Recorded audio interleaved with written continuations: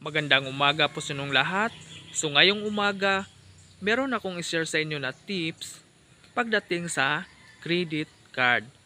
So alam naman natin na pag sinabing credit card, ito po ay isang utang. Ibig sabihin, hindi mo talaga siya sariling pera. Pera yan galing sa bangko pag ikaw talaga ay nanghihiram ng pera sa kanila. Kaya, para maintindihan nyo na ngayon, meron akong tips na ibigay sa inyo para di mabaon sa utang sa credit card. Pero bago po ang lahat, bago po tayo magpatuloy, huwag nyo pong kalimutan mag-subscribe sa aking YouTube channel at i-click nyo na rin yung notification bell para mas maging updated kayo sa mga susunod ko na videos na i-vlog. So ngayon, ang share ko sa inyo is all about tips para di mabaon sa utang sa credit card. So, number 1, importante dapat is tanggalin yung mga non-essential purchase. Ibig sabihin, pag may mga bagay na mga wants mo sa buhay na hindi mo naman kailangan talaga bilhin kasi meron ka pa, wag mo nang bilhin kasi nakakatulong yun na makakatipid ka kasi hindi mo naman talaga siya masyadong kailangan, kaya wag mo nang bilhin hanggat maaari. Nakakatulong yun para makatipid ka at hindi ka talaga mabaon sa utang. Alam naman natin marami sa ating Pinoy na talagang mahilig sa online shopping, grabe. Shopping dito, shopping doon, kaskas dito. Kaya hindi mo namamalayan sa kaskas mo, halos nauubos na yung pera mo sa credit card dahil lang sa mga wants mo sa buhay.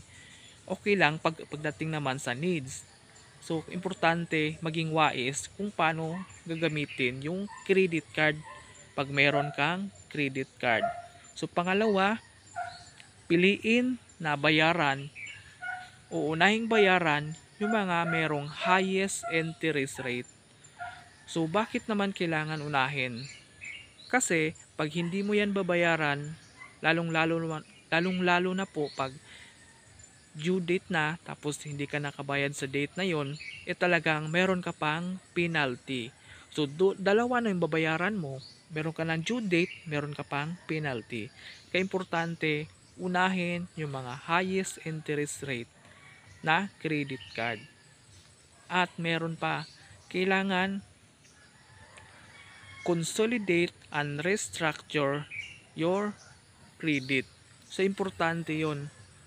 At meron pa, dapat use cash and lock. So, anong ibig sabihin nun? Dapat hanggat maaari ay meron ka talagang extra cash na i-withdraw mo na para pangbili sa mga bagay, mapa-needs man yan at saka wants, nang sa ganon is talagang madisiplina mo yung sarili mo na maiisip mo na ito na yung pera mo na cash, yun lang dapat yung hanggat maaari na gagamitin mo. Kasi importante dapat is magtabi ka rin para sa mga meron kang mga emergency fund. Kasi pag yung pera mo hindi mo ginamit sa tama at wala kang discipline sa sarili mo, talagang mauubos yung pera mo sa laman ng credit card mo na hindi mo namamalayan. Kaya importante pagdating sa pera is dapat meron kang disiplina pagdating sa pera. At meron pa, napaka-importante dapat talaga is create additional source of income. Napaka-importante na dapat is meron tayong additional source of income. Kasi pag ikaw wala kang trabaho, tapos wala ka pang additional source of income, ang hirap paano mo siya mababayaran yung credit mo kung wala kang pera. Kaya importante dapat is meron kang additional source of income. Nakakatulong yun kahit papano para meron kang pambili sa mga needs mo, sa mga wants mo, at meron ka pang extra income. Kaya napaka-importante yun, dapat is madiskarte ka rin. Dapat talaga is meron kang additional source of income. Ang dami naman pwede mong pasukin nasa sayo na lang yun kung anong opportunity na pwede mong papasukan. So, yun lang po. Maraming salamat po.